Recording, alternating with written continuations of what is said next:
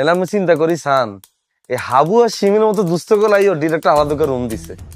পাশা ভাই মতো কাপড় হেতা লাগে আলাদা করে রুম দিছে, কারণ ডিরেক্টর ভালো করে জানে আমরা আস্তকে কাপড়। ভাই এইখানে একটা সিনে দিয়েন ভাইয়া, এখন তো আড্ডা দিতেছি আমরা।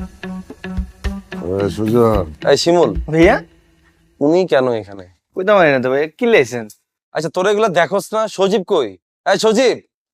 ভাইয়া সজীবই আমার এনে পাঠাইছে। ভাইয়া অমি ভাই কিন্তু কইছিল সিজন 4-এ আমার জেলখানা থেকে বাই করব, কিন্তু আমি তো অপেক্ষা করতে করতে সিজন 4-ই শেষ।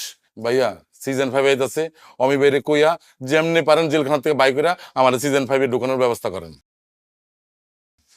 হ্যাঁ, তুই আমিরে কইস, আমিও কমনে ওরে যেন 5-এ ঢুকায়। বাবুর আমরা লাগেন কি আমার ফরমাইশ এনে দিলেন। অমিবের লোকে কি বলুম না বলুম এটা আমার ব্যক্তিগত ব্যাপার। আর ভাই আপনি কি আপনি বুঝেন না? ডিরেক্টর আমরা আগে সিজন পুরো জেলখানার ভিতরে আটকে রেখেছে, কারণ ডিরেক্টর খুব ভালো করে জানে আপনার কোনো বেইল নেই। আপনারা সিজন 5-এ ঢুকাইলে কোনো ইম্প্যাক্ট পড়তো না, কারণ আপনারা দেখি দর্শক হাসতো না। ভাইয়া আমি যদি সিজন 5-এ ঢুকি না, কত মজা হইব, কত ভয় দেখাইতে পারবো। আর দর্শক তো জানে না আমি যে পাশাপাশির মতো একটা বন্ড সন্ত্রাসী।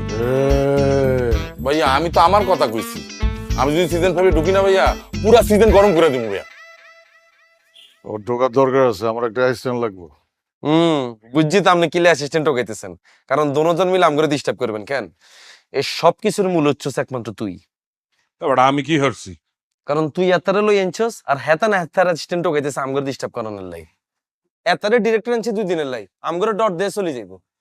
ডিরেক্টর অন হেতারে বাদ দিতে চায়, হেতে গাটিবন্দি বইরেছে, হেতে যায় না। দাদু আপনার আবার অ্যাসিস্ট্যান্ট লাগবে কেন? আমিই তো আছি। আরে বেটা, ও যেটা পারবো তুই ওটা পারবি না। দাদু আমি সব পারবো। পারবি না, তোর চরিত্রে ঝামেলা আছে, সবকিছু তোর দিয়ে হইব না।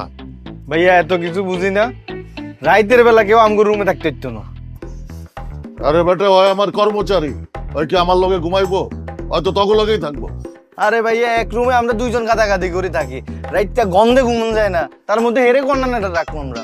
না না ভাইয়া আমগুলোকে থাকতে হইতো না। তাইলে আর কি করার? কাবিলা তুই তো একলা আসোস, তোর রুমে ওরে কেস বানায় রাখ।